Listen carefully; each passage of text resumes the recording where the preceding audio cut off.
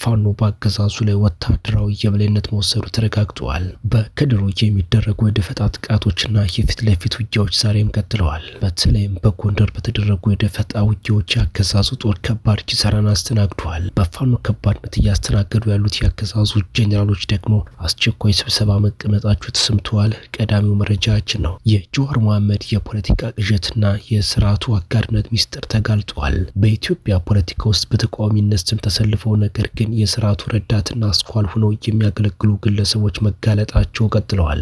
ከነዚህ መካከል የጀዋር መሐመድ የፖለቲካ ሸፍጥ የተሸረበ ሴራና የአገዛዙ ድብቅ አጋርነት በይፋ ወጥቷል። ብዙዎችንም እያነጋገረ ነው። ሌላኛው መረጃችን ነው። የደህንነት አካላትም ለኮሚሽኑ ቃለ ጉባኤ እንዱ የተመደቡ 6 ባለሙያዎችን ከስብሰባው አዳራሽ ማስወጣታቸው ታወቀ። በብሔራዊ የምክክር ኮሚሽን ጉባኤ በአዲስ አበባ ውሳኔ አሰጣጥ አሰራር ላይ ከፍተኛ ውዝግብ ተነስቷል። የአማራ ክልል ተወካዮች ስብሰባውን ረግጠው መውጣታቸው ተሰምቷል። ሌላኛው መረጃችን ነው። በኢትዮጵያ በወጣቶች ላይ የሚደረገው አፈሳ ተጠናክሮ ቀጥሏል። አዲስ አበባን ጨምሮ በባህር ዳር፣ በደብረ ማርቆስ፣ በደብረ ታቦር፣ በጎንደር እንዲሁም በተለያዩ የክልሉ አካባቢዎች አፈሳው ተባብሶ ቀጥሏል። በጉዳዩ ዙሪያም የተላለፈ ጥብቅ መልእክት አለ፣ ተሰሙታላችሁ። ሰላም ጤና ይስጥልኝ። የተከበራችሁና የተወደዳችሁ የኢትዮ ላይቭ ኒውስ ቤተሰቦች እንደምንቆያችሁን አሁን ለሰዓቱ መደመጥ ያለባችሁንና ትኩረት የሚሹ በርከት ያሉ መረጃዎችን ይዘን ቀርበናል። እናንተም እስከ ዝግጅታችን ፍጻሜ አብራችሁን እንድትቆዩን በአክብሮት እየጋበዝን አሁን በቀጥታ ወደ ዝርዝር መረጃዎቹ እናልፋለን።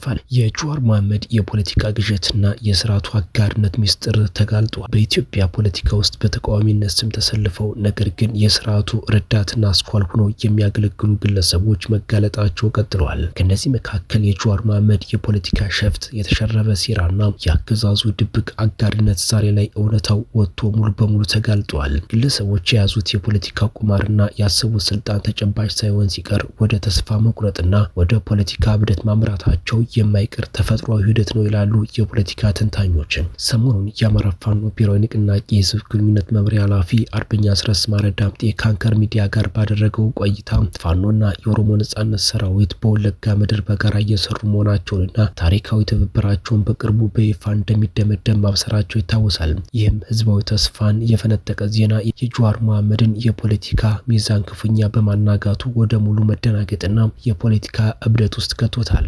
ጀዋር ያበደበትና ተስፋ የቆረጠበት ዋነኛው ምክንያት የዚህ የወለጋው ጋራ ትብብር የወዴድ ብልጽግና የጨቋይ ስልጣን እድሜ በእጅጉ እንደሚያሳጥርና የስርዓቱን የጀርባ አጥንት እንደሚሰብረው ጠንቅቆ ስለተረዳ ነው ተብሏል። ይህን ተከትሎም በርካታ ፖለቲከኞችና ጋዜጠኞች ለጀዋር መሐመድ መልስ እየሰጡት ይገኛሉ።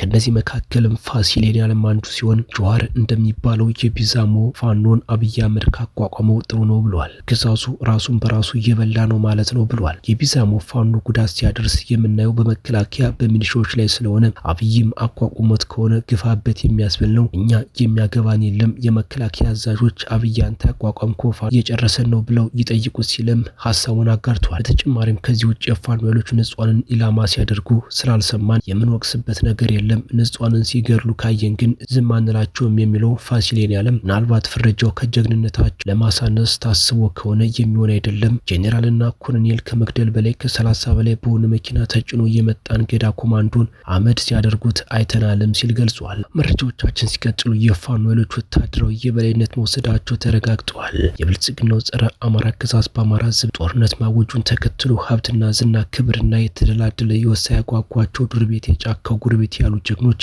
አሁንም በአገዛዙ ሰራዊት ላይ ከባድ ኪሳራ እያደረሱበት ይገኛሉ።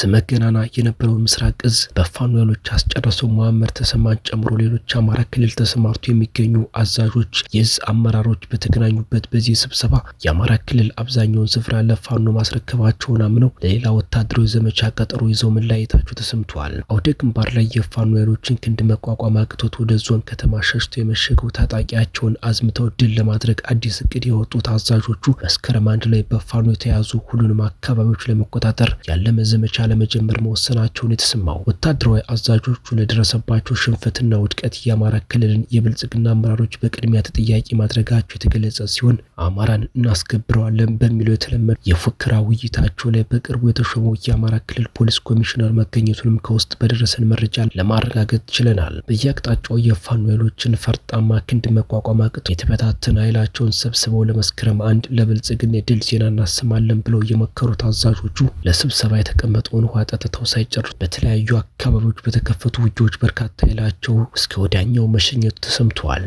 ወደ ግንባር ላይ በደረሰባቸው ከባድ ምት የተደናገጡት የአብይ አህመድ ወንበር አስጠባቂ ጄኔራሎች ወደ ፋኖ ኃይሎች ሰርጎ ገቦችን በመላክ ጥቃት ለመፈጸም ማቀዳቸውም ተሰምተዋል። ፊት ለፊት የገጠማቸውን ሰራዊት በስም ማጠልሸት፣ እርስ በርስ የሚያጋጭ ሐሰተኛ መረጃን በማሰራጨት ሊነጣጥሉት ያልቻሉት ወታደሮቹ ፋኖን እንቀላቀላለን በሚል በታጣቂዎቻቸው በኩልም የጥፋት እቅድ ማውጣታቸው ተሰምተዋል። በሌላ በኩል አፋብን በላይ ዘለቀ 3ኛ ሜጀር ጀነራል ባንታ አባተ 1ኛ ኮር 23ኛ ነበልባል ክፍለ ጦር በአገዛዙ ኃይል ላይ የተሳካ ደፈጣ ጥቃት ፈጽሟል። ካለምበር ከተማ ተነስቶ ወደ ወረታ በመንቀሳቀስ ላይ በነበረው የአገዛዙ ሰራዊት ላይ አፋብን በላይ ዘለቀ 3ኛ ሜጀር ጀነራል ባንታ 1ኛ ኮር 23ኛ ነበልባል ክፍለ ጦር ስር የምትገኘው ነብሮ 2ኛ ሻለቃም ወጂ አረጋዊ በተባለ ስፍራ የተቀናጀ ደፈጣ ጥቃት ኦፕሬሽን አካሄዳለች። በታቀደውና በተሳካ ሁኔታ በተፈጸመው በዚህ ድንገተኛ ጥቃት በአገዛዙ ኃይል ላይ ከፍተኛ ድንጋጤና ምት ማሳረፍ ተችሏል ብለዋል። በዚህ የደፈጣ ጥቃት 4 ወዲያውኑ ሲሸኙ 7 አባላቱ ደግሞ ከባድና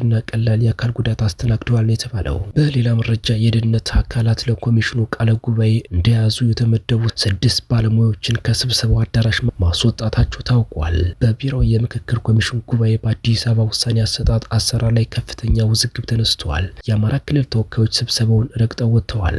በቢሮው የምክክር ኮሚሽን የውይይት መድረክ ላይ በአዲስ አበባ ከተማ አስተዳደር ወሰንና የወደፊት የፖለቲካ ሁኔታ ላይ የታየው የልዩነት ሀሳብ ወደ ከፍተኛ ውዝግብ ማድረጉ ተገልጿል። የደህንነት አካላት ጣልቃ ገብተዋል በተባለበት በዚህ ሂደት አሰራር ተጥሷል በሚል የአማራ ክልል ተወካዮች ስብሰባውን ረግጠው የወጡ ሲሆን የውይይቱ ሂደትም መስተጓጎሉ ተሰምቷል። እንደ ምንጮች ገለጻ ውዝግቡ የተቀሰቀሰው ባለ 500 አባላት ባለው የስራ ቡድን ቀርቦ የነበረው የመጀመሪያ አማራጭ ማለትም አዲስ አበባ የፌዴራል ዋና ከተማና ራሷን በራሷ የምታስተዳድር ከክልል ተጽዕኖ ነጻ የሆነች የምትለው ሀሳብ በስምምነት ከተያዘ በኋላ ነው። የኦሮሚያ ክልል ተወካዮች አዲስ አበባ የኦሮሚያ ክልል መቀመጫ መሆኗ እውቅና ይሰጠኝ የሚለው ሀሳብ በልዩነት አያይዘውት የነበረ ቢሆንም ሮብ ምሽት የቀረበን ቅሬታ ምክንያት በማድረግ ሂደቱ ባልተለመደ መልኩ አቅጣጫውን እንዲቀይር ተደርጓል። የኮሚሽኑ አሰራር እንደሚያስረዳው ጉዳዩ ወደ ክልል ተወካዮች ጉባኤ መመራት ያለበት በስራ ቡድኑ ድምፅ ተሰጥቶት የ75% አብላጫ ድምፅ ሲታጣና የአስማሚ ግብረ ኃይል ጣልቃ ገብነት 70% ማጣት ሲያቅተው ብቻ ነው። ነገር ግን በስራ ቡድኑ ድምፅ ሳይሰጥበትና